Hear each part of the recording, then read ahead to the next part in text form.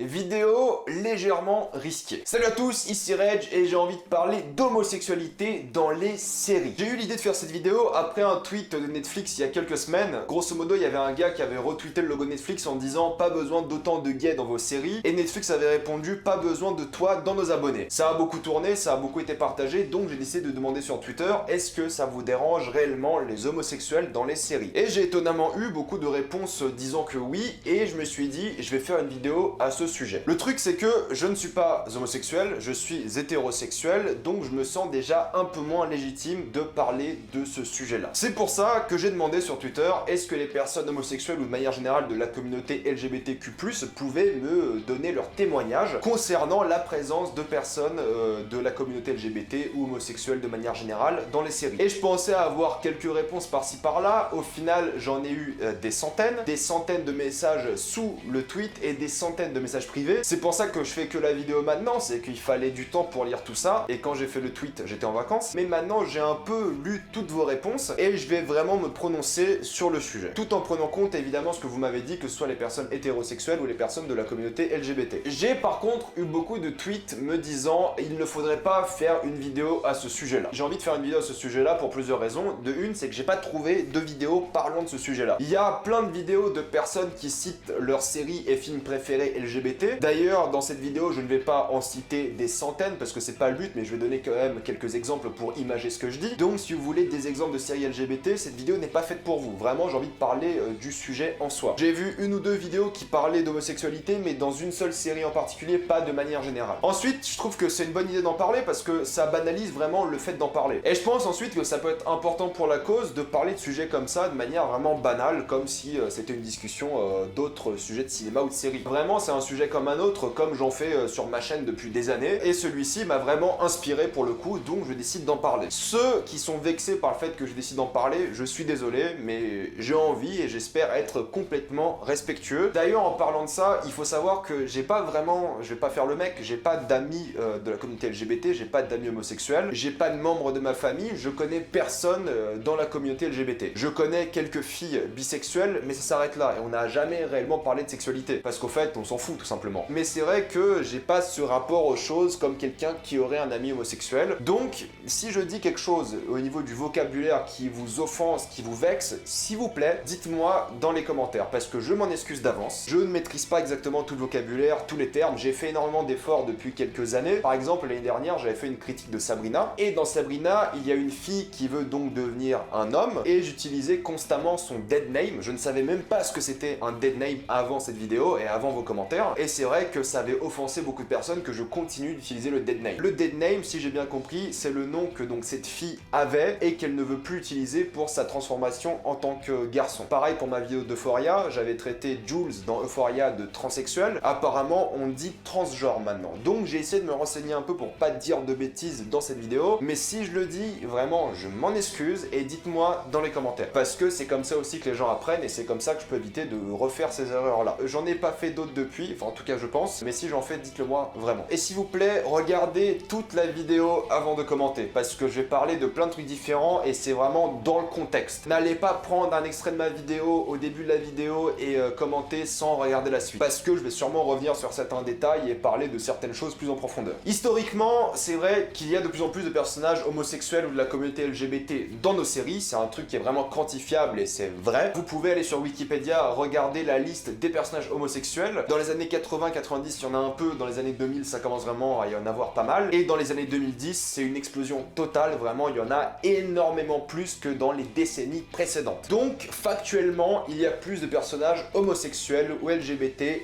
depuis les années 2010. Et évidemment, c'est un sujet de société, parce que, par exemple, la marche des fiertés a plus en plus d'importance dans nos vies chaque année, c'est de plus en plus accepté, le mariage homosexuel est devenu légal dans beaucoup de pays d'Europe, pas tous, clairement, mais en France, ça a été le cas pendant les années 2010. Aux États-Unis, c'est arrivé un peu de temps après. Donc il y a une acceptation progressive et légale et sociétale vraiment du phénomène LGBT. Ça fait un peu horrible de dire phénomène, mais c'est un phénomène de société, c'est factuel. Et donc c'est tout à fait normal que comme tout phénomène de société, Hollywood en montre de plus en plus. C'est le cas avec vraiment tous les phénomènes. On le voit récemment avec le phénomène MeToo, on a beaucoup de femmes qui sont libérées dans les films. Il y a de plus en plus de films qui parlent vraiment de harcèlement sexuel. Donc c'est normal, c'est sociétal que Hollywood reprenne un peu le mouvement LGBT et se l'approprie. C'est là que ça cause un peu problème et c'est là que je vais utiliser un peu vos arguments et les miens pour vous dire où ça pose problème. Il y a clairement l'image corporate qui est vue de manière assez néfaste pour la communauté LGBT. C'est-à-dire que maintenant une entreprise doit se proclamer LGBT friendly pour être considérée sérieusement comme une bonne entreprise. Pour son image de marque, c'est essentiel et évidemment une image de marque pour l'entreprise, c'est vital. Une entreprise cotée en bourse comme Netflix par exemple, qu'on apprenne qu'il n'y ait pas un seul personnage homosexuel dans leur série, ça peut causer problème. Ça peut causer une chute des stocks, c'est clair et net. Donc aujourd'hui, c'est essentiel pour vraiment toute entreprise, et je parle pas que de Hollywood, mais même des entreprises dans la vie de tous les jours, c'est essentiel pour elles de se proclamer LGBT friendly. Parce qu'elles ont une image à conserver, et ça peut jouer en leur faveur. Une série qui montre beaucoup de personnages homosexuels va peut-être engranger plus d'argent, on va reparler de ça juste après. Donc en soi, c'est un peu un côté négatif que les entreprises s'approprient vraiment ce logo. En parlant de logo, le fameux drapeau qu'on voit de plus en plus sur les réseaux sociaux, surtout sur Twitter, tu vois des drapeaux LGBT partout, ce qui n'était pas le cas il y a 10 ans par exemple, mais c'est clairement devenu plus accepté et les entreprises jouent un peu avec ça, c'est évident. Mais le truc, c'est que tu ne peux pas dire à une entreprise, c'est pas bien. Qui va dire à Netflix aujourd'hui, c'est pas bien d'accepter les personnages homosexuels dans les séries? Clairement, c'est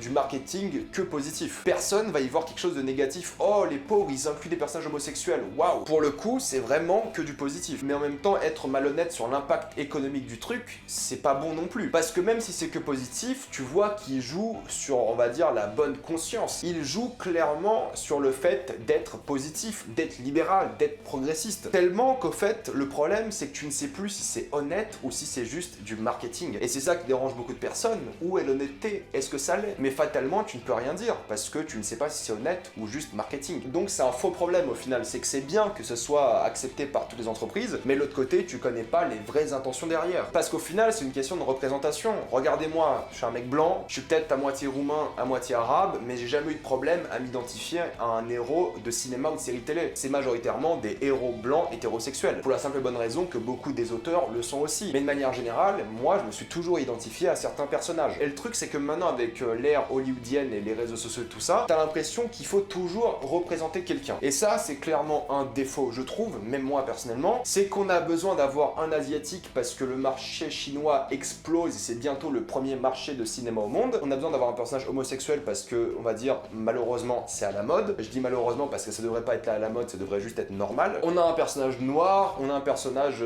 mexicain, on a un personnage arabe, etc., etc. On est à un moment dans l'histoire où t'as l'impression qu'il y a juste différentes ethnies, juste pour avoir différentes ethnies. Pour vraiment que les entreprises représentent le plus de personnes possible, pour que le plus de personnes se reconnaissent dans la série. Comme ça, c'est vendu à plus de personnes et plus de personnes achètent. Encore une fois, c'est un faux problème parce que tant mieux qu'il y ait de la représentation, mais c'est vrai que ça fait un peu le problème de liste à cocher. Il faut un homosexuel, il faut un noir, il faut un arabe, etc., etc. Et je peux comprendre parce que des fois ils en rajoutent quand historiquement c'est pas bon. Moi, c'est les exemples qui m'agacent tout le temps. C'est pourquoi dans une œuvre historique on devrait avoir des ethnies qui n'étaient pas présentes à ce moment-là. Pourtant, il y en a. Il y a du ethnic washing en fonction des époques, mais ça marche aussi pour les blancs. Évidemment, il y a du whitewashing comme il y a du blackwashing, etc. Mais à mes yeux, il faudrait respecter l'ethnie de l'époque. C'est un problème que vous m'avez beaucoup énoncé sur Twitter. Beaucoup ont utilisé le terme de queer baiting, c'est-à-dire attirer parce que tu as des personnages homosexuels. Donc tout le côté, on va dire, corporate, entreprise, ça dérange beaucoup parce que tu as l'impression que la communauté LGBT se fait utiliser à des fins marketing. Elle se fait utiliser pour augmenter les stocks en bourse de certaines entreprises. Et clairement, je comprends. Moi, ça me ferait chier que mes origines soient uniquement utilisées à but marketing. C'est tout à fait compréhensible. Ce problème de liste, il cause un autre problème au final. C'est il cause un problème artistique. En tant qu'auteur, si une entreprise vient te voir, imagine tu bosses pour Netflix et Netflix vient te voir, ils te disent écoute, dans cette série, il nous faut un personnage homosexuel, il faut que ça parle d'homosexualité. Imaginons cet auteur qui a écrit une super histoire mais qui doit lui intégrer un personnage homosexuel dans une histoire qui à la base ne traitait pas du tout d'homosexualité. Forcément, artistiquement, il y a conflit. Un auteur devrait raconter l'histoire qu'il veut, peu importe, du moment que ça reste dans le cadre légal. On est d'accord. Et là, le fait d'ajouter des personnes homosexuelles ou même noires ou peu importe en disant que ça doit parler de racisme, ça doit parler d'homosexualité, il y a conflit entre la vision du studio et la vision de l'auteur. Et du coup, fatalement, l'auteur perd en liberté. Alors vous allez me dire qu'un bon auteur arrivera à inclure conclure cette histoire efficacement. Je suis d'accord. Mais s'il doit se forcer, ça peut causer des scénarios vraiment pas terribles et des mauvaises représentations de la communauté LGBT dans des séries. Donc l'impact artistique peut aussi être présent. Malheureusement, ce n'est pas quantifiable, tu ne peux pas savoir, mis à part s'il y a des artistes qui sortent vraiment de l'anonymat et te disent voilà, Netflix ou Disney m'a obligé à intégrer X ou Y personnage, on ne saura fatalement jamais. Maintenant, il faut se poser la question,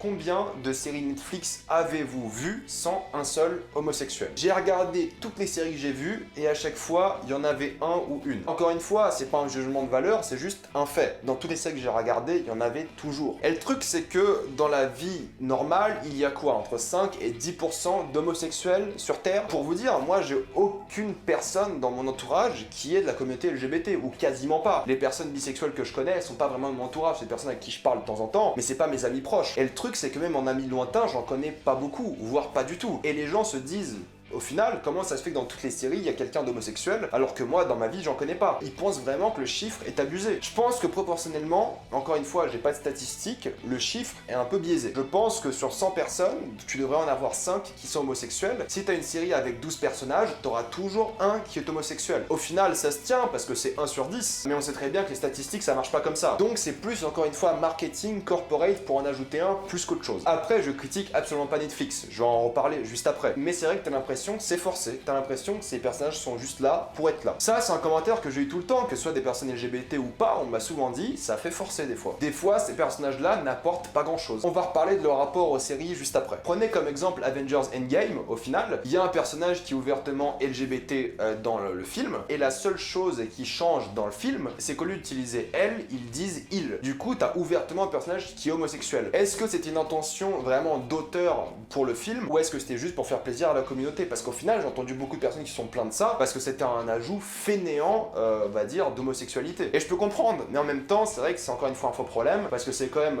Anthony ou Joe Russo, je sais plus exactement c'était lequel, réalisateur quand même du film, qui se fait passer pour un homosexuel dans le film. Et ils ont déclaré qu'il y aura plus de personnages LGBT+ dans leurs films et séries. Encore une fois, pourquoi tu déclarerais ça au public, si ce n'est pas pour ta capitalisation boursière? J'arrête d'être pessimiste concernant l'homosexualité, on va passer au point positif. Parce que là, c'est clairement négatif, ce que j'ai énoncé, et le négatif sera plus long que le positif parce qu'il faut y aller plus en détail, mais j'ai envie de finir sur une bonne note pour cette vidéo. Il faut quand même admettre que l'inclusion de personnages homosexuels dans les séries, ça fait quand même beaucoup de bien. En tant que moi, personne hétérosexuelle, ça crée de la diversité dans les séries. Non pas diversité sexuelle, mais diversité de thématiques, tout simplement. Truc tout bête, vu que j'ai pas d'entourage LGBT, je ne sais pas ce que ça fait d'avoir des problèmes de personnes homosexuelles. Moi, ça m'a réellement appris de comprendre un peu ce que vivent les personnes homosexuelles. Ce que ça fait de faire un coming out, ça sera jamais comparable évidemment à ma vie, mais je peux imaginer ce que ça fait de faire un coming out, de se faire tabasser parce que tu es homosexuel, de se faire oppresser parce que tu es homosexuel ou transgenre ou peu importe. Moi, ça m'a vraiment appris les problèmes au quotidien ou sur une vie entière des personnes homosexuelles. Et moi, j'adore apprendre. Pour moi, c'est génial. Moi, de plus en plus, j'en apprends tous les jours grâce aux séries. Peut-être des fois c'est stéréotypé, cliché, on en reparle après, mais fatalement, j'en apprends plus. Pour moi, qui n'ai pas de contact avec cette communauté, c'est génial. Moi, j'en apprends tous les jours et c'est cool. Donc juste pour l'éducation,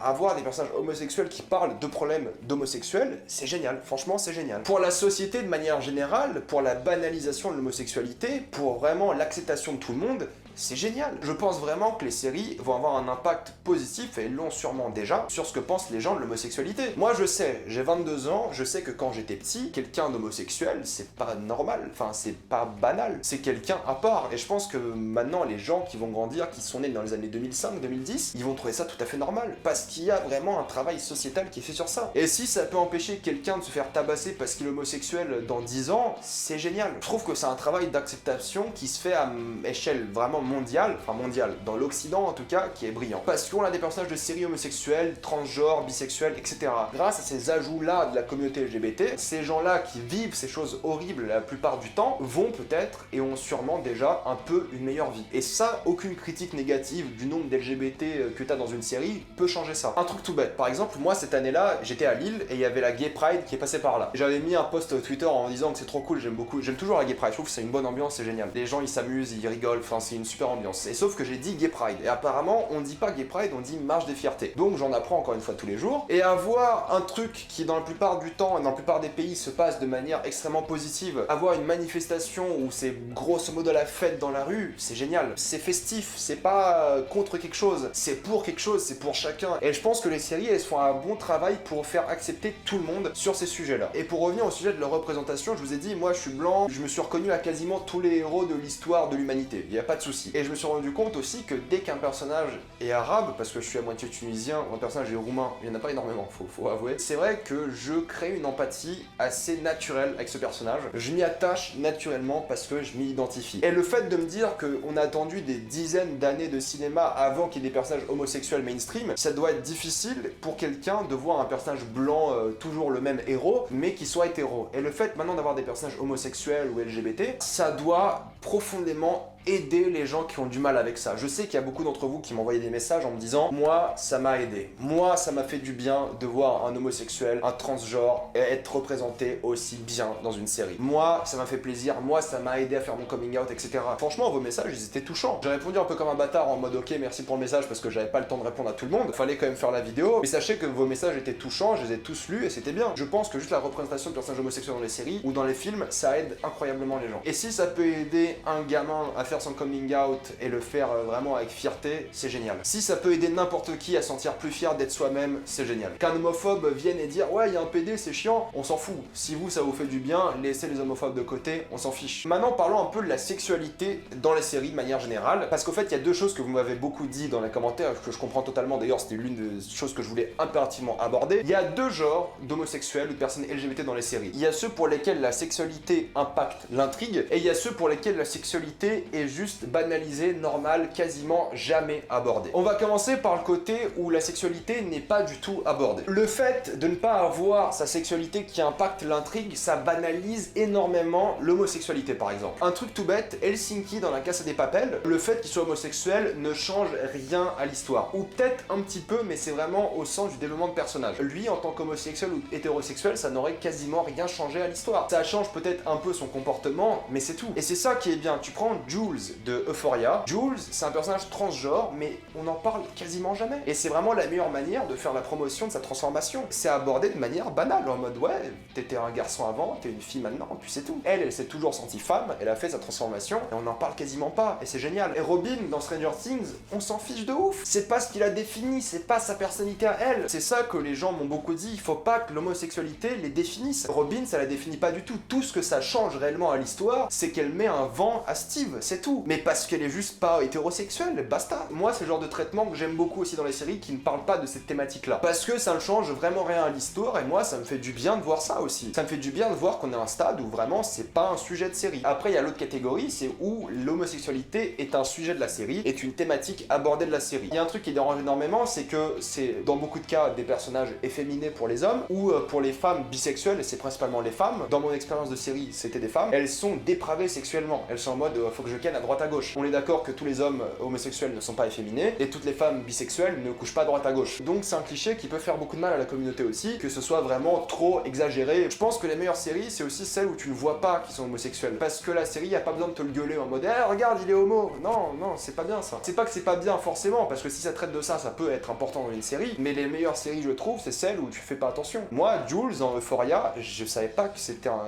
garçon avant, physiquement en tout cas. Quand on parlait de transformation, je comprenais pas de quoi ça parlait. J'ai mis quelques épisodes à comprendre ça. Et quand je me suis renseigné sur l'actrice, je savais pas qu'elle était littéralement transgenre. Vraiment, je savais pas. Tu le remarques pas, tu fais pas attention. Et les séries qui font eh, cette personne est transgenre, cette personne est homosexuelle, je trouve personnellement, et beaucoup de personnes me l'ont dit aussi, ça décrédibilise un peu la communauté LGBT. Un autre truc absolument tout bête à ce sujet-là, combien de temps il a fallu pour voir des couples féminins homosexuels dans des séries? Pas beaucoup au final. Par contre, des couples d'hommes ouvertement homosexuels, là, il fallait galérer un peu. Pourquoi? Parce que tout simplement, la femme homosexuelle, c'est un peu un fantasme masculin. Pour le coup, c'est vrai que c'est un fantasme masculin de voir deux femmes coucher ensemble, et c'est plus simple d'écrire, donc, à une certaine époque dominée par ça, des femmes homosexuelles. Quelqu'un avait dit un exemple, mais je connais pas du tout la série, donc je peux pas vous citer les noms. Dans Grey's Anatomy, il fallait apparemment attendre la 15e saison pour voir un couple ouvertement homosexuel masculin, alors qu'apparemment des couples homosexuels féminins, il y en avait quasiment dès le début. Donc ça montre aussi l'évolution que ça a fait à ce sujet-là. Maintenant, c'est plus ouvert, il y a des couples hommes, couples femmes, sans problème, mais il a fallu faire un peu de chemin concernant ce sujet-là. Maintenant, concernant vraiment la sexualité qui fait partie de l'intrigue, il y a plusieurs manières de voir ça. Il y a donc l'homosexualité qui est une part importante de l'intrigue, donc qui sert au scénario, qui sert au développement de personnage de la personne, thématique essentielle de la série, donc on en parle comme si c'était un problème. Donc quand on intègre l'homosexualité dans une série, il faut l'intégrer de manière efficace, sans trop forcément insister là-dessus, sauf si c'est vraiment une série qui parle que de ça. Mais si c'est une thématique secondaire comme dans plein de séries, insister là-dessus, ça a vexé beaucoup de personnes apparemment, parce qu'ils en font des caisses quoi. Il faut le faire bien, de manière subtile et gentiment. Sauf vraiment quand il faut montrer la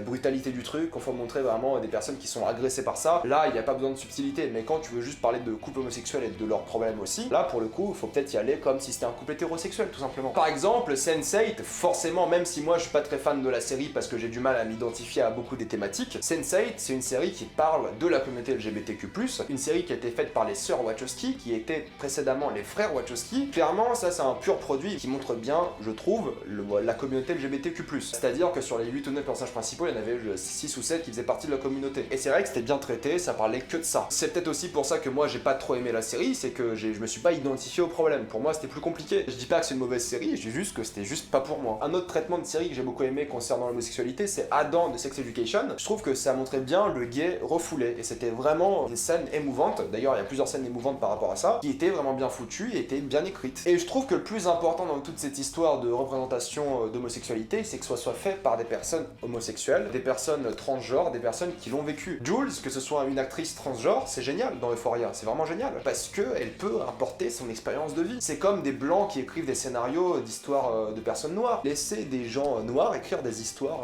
pour les personnes noires quand ça parle de leur couleur de peau. Quand il y a des séries qui parlent d'homosexualité, laissez des personnes homosexuelles en parler. Ou embauchez un scénariste qui vous dise si c'est bien ou pas ce que vous avez écrit, si c'est réaliste, si c'est pas trop surprenant ou si c'est pas trop vexant pour le coup. Je vais dire une seule chose concernant tout ça, et je pense qu'on sera tous d'accord là-dessus. Si le personnage est bien écrit, qu'est-ce qu'on s'en fout de son orientation sexuelle? Qu'est-ce qu'on s'en fiche? Mais franchement quoi. C'est ce que je pense depuis le début, mais je voulais quand même débattre un peu les points négatifs et positifs de ça. Moi je veux juste que le personnage soit bien écrit et ça s'arrête là. Vraiment, rien de plus important. Je vais m'arrêter là concernant cette vidéo. J'aimerais énormément remercier les gens qui m'ont partagé leurs témoignages sur Twitter. Il y en avait des centaines, je les ai tous lus, c'était vraiment génial et des fois même touchant. Et franchement, j'ai qu'une chose à vous dire, si vous êtes quelqu'un qui fait partie de la communauté LGBT, faites des vidéos, ne laissez pas que les gens comme moi en faire. Faites des vidéos, faites des chansons, écrivez des trucs, des blogs, peu importe, des bouquins, parlez-en. Si un sujet vous intéresse, parlez-en tout simplement. Que ce soit à propos de votre homosexualité ou de votre transformation. Il y en a plein qui l'ont déjà fait sur YouTube et je vous conseille, si vous voulez en parler, rajouter quelque chose, de les rejoindre. Et si vous l'avez déjà fait, mettez-moi tout ça dans les commentaires et je regarderai ça avec plaisir. N'ayez pas honte, ne laissez pas que les hétéros comme moi en parler. C'est ça le plus important, c'est que si jamais vous voulez en parler, il faut le faire. Ne vous laissez pas décourager par ça. En tout cas, comme d'habitude, mettez-moi votre avis dans les commentaires. Pensez à vous abonner à la chaîne pour plus de vidéos. Mettez un j'aime et partagez cette vidéo, ça aide beaucoup la chaîne. Si vous aimez la chaîne, pensez à la soutenir gratuitement grâce au lien dans la description et dans le commentaire épinglé. Vous regardez une petite pub et moi ça me fait un peu d'argent. Suivez-moi sur Instagram pour des critiques exclusives. Suivez-moi sur Twitter pour toutes les news et salut à tous.